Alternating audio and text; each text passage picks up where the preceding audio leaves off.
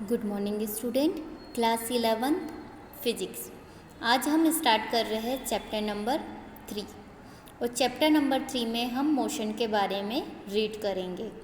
तो आइए उसके पहले हम देखते हैं कुछ डेफिनेशंस कि वो डेफिनेशन का रिलेशन मोशन के साथ किस प्रकार हो सकता है या इन डेफिनेशन का यूज़ हम मोशन में किस प्रकार करेंगे।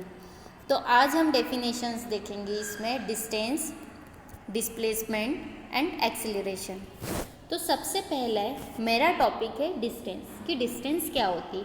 अब नाम से ही आपको समझ में आ रहा है कि डिस्टेंस, तो डिस्टेंस किसी भी चीज़ में किसी भी जगह में फाइंड करने के लिए उसका स्टार्टिंग और एंडिंग पॉइंट पता होना चाहिए। सपोज़ कि एक डस्टर यहाँ पे रखा है और एक डस्टर यहाँ, अगर मैं बोलूँ डिस्टेंस बिटवीन बोथ डस्टर, तो आपको पता है कि स्टार्टिंग पॉइंट ये है और एंडिंग पॉइंट ये।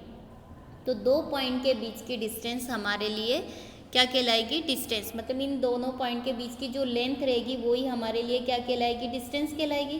क्लियर? तो इस तरीके से हमारे पास रिक्वायरमेंट क्या है कि दो पॉइंट का होना बहुत ज़रूरी है और एक पाथ का निर्माण होता है। मतलब एक डायरेक्शन मिलती है हमें प्रॉपर वे में, तो उस डायरेक्शन पे जाते हुए स्टार्टिंग और एंडिंग पॉइंट के बीच की डिस्टेंस को हम बोलेंगे, लेंथ को हम बोलेंगे डिस्टेंस।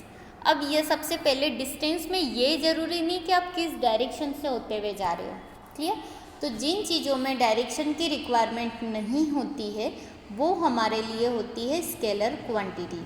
क्लियर? आइए हम देख लेते हैं। सबसे पहले distance is a scalar quantity which means the distance of any object does not depend on the direction of its motion.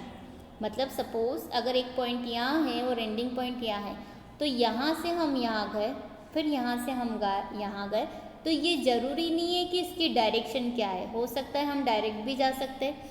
तो डिस्टेंस में कभी भी डायरेक्शन की रिक्वायरमेंट नहीं होती है, और उन चीज़ों में जिसमें डायरेक्शन की रिक्वायरमेंट नहीं होती है उसको हम बोलेंगे स्केलर क्वांटिटी, और जिसमें डायरेक्शन कंपलसरी है कि किस डायरेक्शन में ये मोशन हो रहा है उसको हम बोलेंगे vector quantity.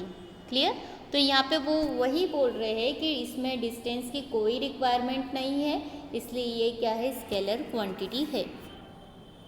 The distance of an object can be defined as the complete path travel by an object. मतलब अगर एक पॉइंट ये है, दूसरा पॉइंट ये है, मतलब एक पॉइंट ये है, दूसरा पॉइंट ये है, कार यहाँ से स्टार्ट होके यहाँ पर जाके रुक गई सपोज, तो ये जो पाथ पे उसने ट्रैवल करा ये हमारे लिए क्या कहलाएगी? वो ट्रैवलिंग वाला पाथ हमारे लिए डिस्टेंस कहलाएगी। मतलब उसने क्या करा? एक ट्रैवल करा एक पाथ पे, तो वही बताया है कि पाथ पे जो कंप्लीट ट्रैवल करा है वो हमारे लिए डिस्टेंस कहलाएगी। The distance can never be zero और नेगेटिव। मतलब अगर डिस्टेंस निकल रही है किसी चीज़ की तो वो कभी भी नेगेटिव नहीं हो सकती है, न ही कभी ज़ीरो हो सकती है। अगर स्टार्टिंग और एंडिंग पॉइंट अलग अलग है तो डेफिनेटली उन दोनों के बीच में कुछ ना कुछ डिस्टेंस ज़रूर होगी। तो वो डिस्टेंस न तो कभी ज़ीरो हो सकती है और न ही कभी नेगेटिव होती है। And it is always more than the displacement of the object. मतलब हमेशा उसकी वैल्यू डिस्प्लेसमेंट से ज़्यादा ही होगी। The distance of the object gives complete information about the path travelled by the object. मतलब डिस्टेंस की पूरी इंफॉर्मेशन कब मिलेगी? जब हम पूरे पाथ पे कंप्लीट ट्रैवल करेंगे, स्टार्टिंग और एंडिंग पॉइंट पे, वही कंप्लीट ट्रैवलिंग हमारे लिए क्या कहलाएगी? डिस्टेंस। हिंदी में इसे हम बोलते हैं दूरी। दूरी एक अदिश राशि है, अर्थात किसी वस्तु की दूरी उसकी गति की दिशा पर निर्भर नहीं करती। मतलब वो गति किसी भी दिशा में कर सकता है, और डायरेक्शन यहाँ पे मतलब दिशा मायने नहीं रखता है, इसलिए ये कौन सी राशि? अदिश राशि है। किसी वस्तु की दूरी को किसी वस्तु द्वारा तय किए गए पूरे पाथ के रूप में परिभाषित किया जा सकता है। मतलब वस्तु की दूरी पाथ पे डिपेंड करती कि पाथ पे किस प्रकार से वो गति कर रही है। दूरी कभी भी शून्य या ऋणात्मक नहीं हो सकती। मतलब अभी मैंने बताया डिस्टेंस ऑलवेज इज पॉजिटिव, न तो वो कभी ज़ीरो होती है न ही नेगेटिव होती है, और यह हमेशा वस्तु के विस्थापन से अधिक होती है। वस्तु की दूरी वस्तु द्वारा तय किए गए पाथ के बारे में पूरी जानकारी देता है। क्लियर? अब हम आइए देखते हैं कि डिस्प्लेसमेंट क्या होता है। Displacement is a vector quantity which means that the displacement of an object depends on the direction of the motion of the object. Definitely मैंने यहाँ बताया कि सपोज हमारे पास एक कार है और कार का डायरेक्शन किधर किधर जा रहा है वो डायरेक्शन मायने रखता है।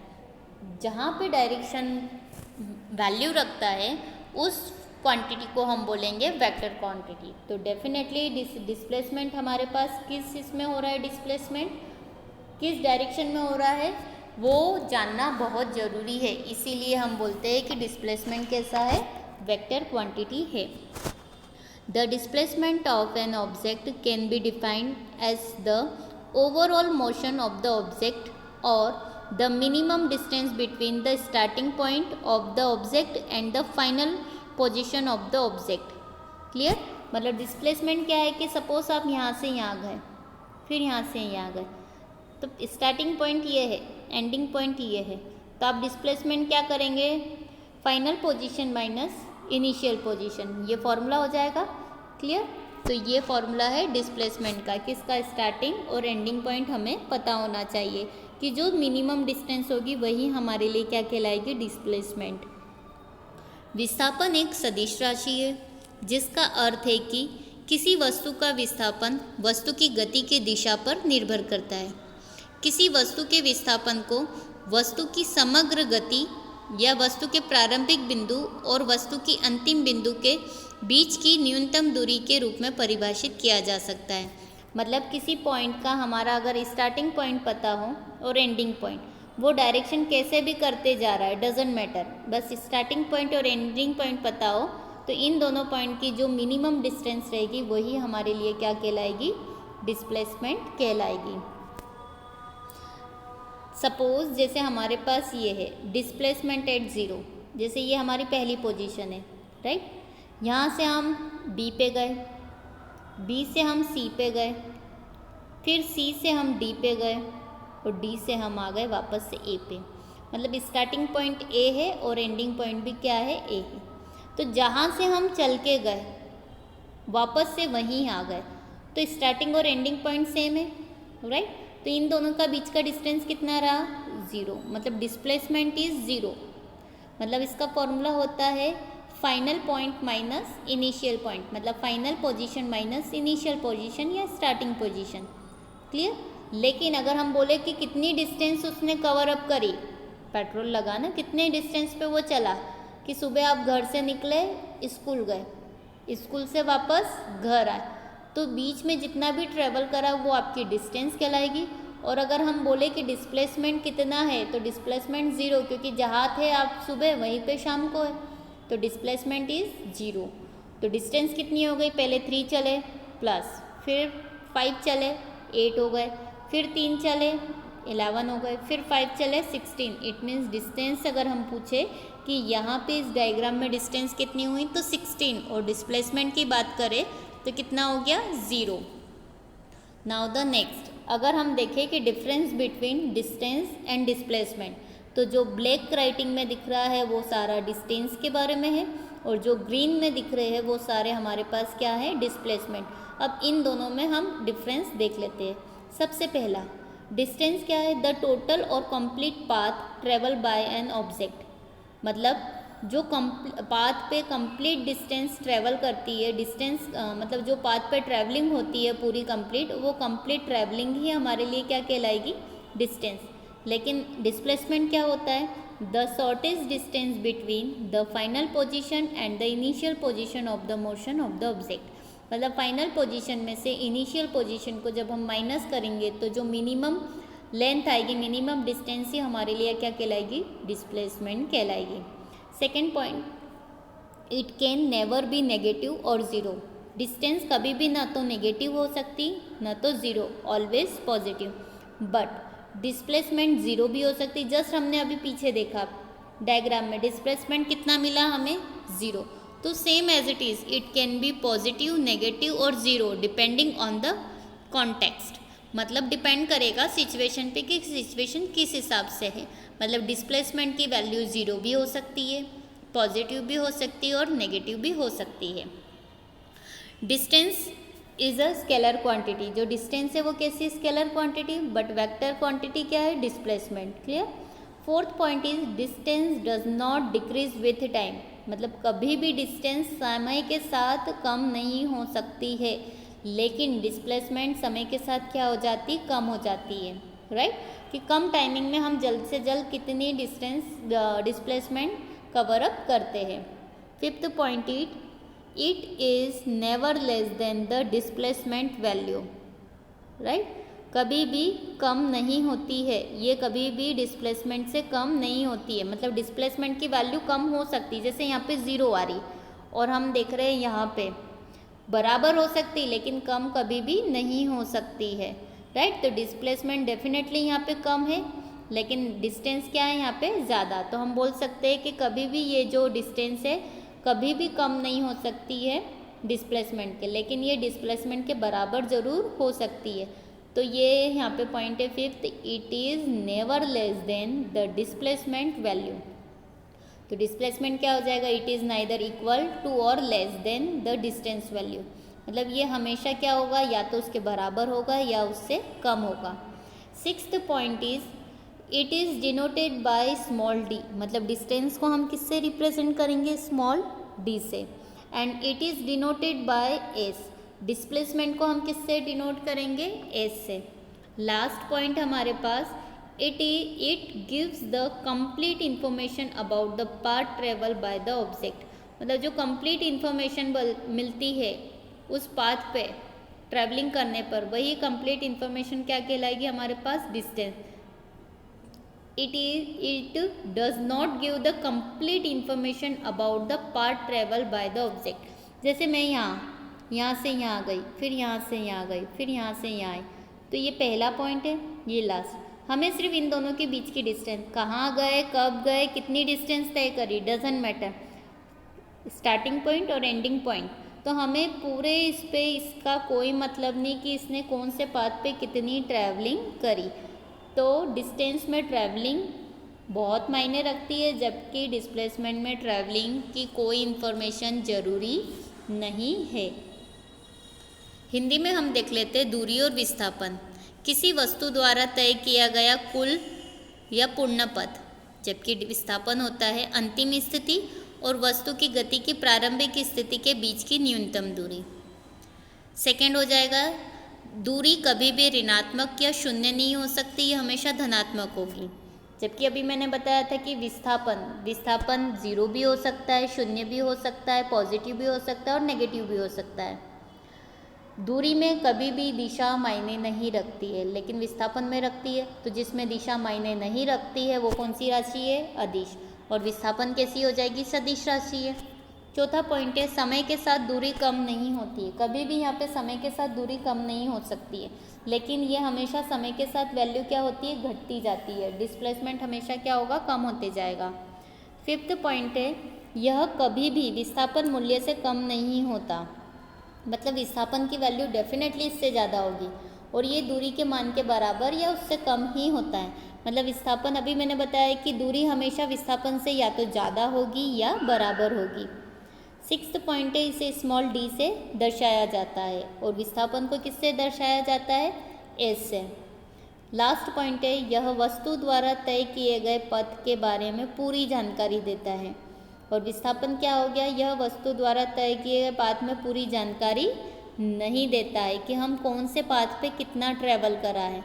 विस्थापन केवल पहली पोजीशन और अंतिम पोजीशन पे ही डिपेंड करता है। अब हम देख लेते हैं एक्सीलरेशन।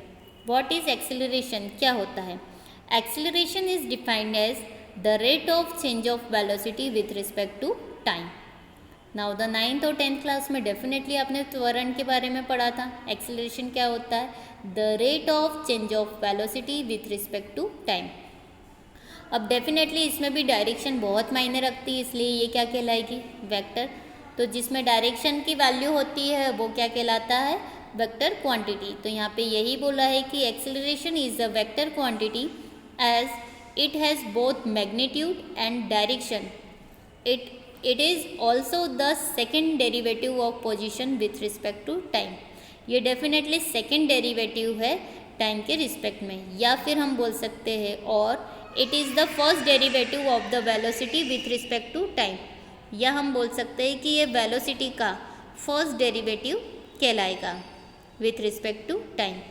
त्वरण में अगर हम देखें हिंदी में कि त्वरण के रूप में ये परिभाषा क्या होगी, तो समय के साथ संवेग में वेग परिवर्तन की दर को हम क्या कहते हैं, त्वरण। हिंदी में नॉर्मल हम बोलते हैं ना, वेग परिवर्तन की दर त्वरण कहलाता है। त्वरण एक सदिश राशि है क्योंकि इसमें परिणाम और दिशा दोनों होते हैं, मतलब इसमें डेफिनेटली वैल्यू भी आएगी और दिशा भी मायने रखती है। ये समय के संबंध में स्थिति का दूसरा व्युत्पन्न भी है, या समय के संबंध में वेग का पहला व्युत्पन्न भी कहलाता है। The ratio of change in velocity during a given time interval such that the time interval goes to zero. What is acceleration formula? Formula हम देख लेते हैं। Acceleration formula is given as acceleration equals to final velocity minus initial velocity. मतलब change in velocity with respect to time, v by t। अब change हो रहा है इसलिए हमने क्या लगा दिया, डेल्टा, राइट। तो यही लिखा है final velocity minus initial velocity divided by time. तो वेलोसिटी क्या हो रही, चेंज, अंतिम से इनिशियल मतलब प्रारंभिक, तो हम लिखेंगे change in velocity with respect to time. तो फॉर्मूला फाइनली हमारा किस में हो गया, एक्सेलरेशन इक्वल्स टू हो गया change in velocity with respect to time. Symbol के फॉर्म में देखें तो कैपिटल ए इक्वल्स टू हो जाएगा डेल्टा वी अपॉन में टी, जहाँ पे ए क्या है, ये ए भी ले सकते हैं, small A is the acceleration, काय में है, metre per second square. V F का मतलब है फाइनल वेलोसिटी, फाइनल हो या इनिशियल वेलोसिटी ये दोनों यूनिट क्या रहेगी हमारे पास, सेम। वी आई क्या है हमारे पास, इनिशियल वेलोसिटी। टी क्या हो गया, T is the time interval, और डेल्टा वी क्या हो गया, is the small change in the velocity in metre per second. मतलब जो चेंजेस होंगे वेलोसिटी में वो हमारा किससे रिप्रेजेंट करेंगे, डेल्टा वी से, राइट। तो अब हम देख लेते हैं टाइप्स ऑफ एक्सेलरेशन। अब एक्सेलरेशन का टाइप, टू टाइप्स के यहाँ दिख रहे हैं, एक यूनिफॉर्म एक्सेलरेशन, एक नॉन यूनिफॉर्म। यूनिफॉर्म एक्सेलरेशन होता है कि this is X axis and this is Y. यहाँ पे हम एक्स एक्सिस पे क्या ले लेंगे, टाइम, और वाई एक्सिस पे हम क्या ले लेंगे, एक्सेलरेशन। तो जो टाइम के साथ एज इट इज़ चल रहा है कि 5 मिनट पे भी वही एक्सेलरेशन है, 10 मिनट पे भी वही एक्सेलरेशन है, 15 मिनट पे भी वही एक्सेलरेशन है। मतलब जब फिक्स होता है एक्सेलरेशन तो वो क्या होगा, पैरेलल टू एक्स एक्सिस। या फिर हो सकता है कि टाइम के साथ उसकी वैल्यू कम ज़्यादा हो, एक्सेलरेशन कम ज़्यादा हो, वेलोसिटी कम ज़्यादा हो, तो वो क्या होगा, ग्राफ डेफिनेटली क्या होगा, जिगजैग तरीके से होगा। क्लियर। तो एक होता है यूनिफॉर्म, मतलब फिक्स इंटरवल में फिक्स डिस्टेंस तय करना, और एक होता है नॉन यूनिफॉर्म, मतलब न टाइम का होता है कंफर्म न एक्सेलरेशन का। तब उस केस में इस तरीके का आपका क्या होगा, ग्राफ बनेगा। आई होप सो आपको पता चल गया है कि एक्सेलरेशन कितने टाइप्स के हो गए, 2। एक तो यूनिफॉर्म एक्सेलरेशन और एक है non uniform acceleration. Thank you. तो आज की वीडियो में हमने क्या देखा, डिस्टेंस, डिस्प्लेसमेंट, और हमने देखा एक्सेलरेशन, उसकी डेफिनेशन देखी, and the difference between distance and displacement. इसको प्रॉपर वे में रीड करना, कॉपी में नोट डाउन करना और लर्न करना। Thank you.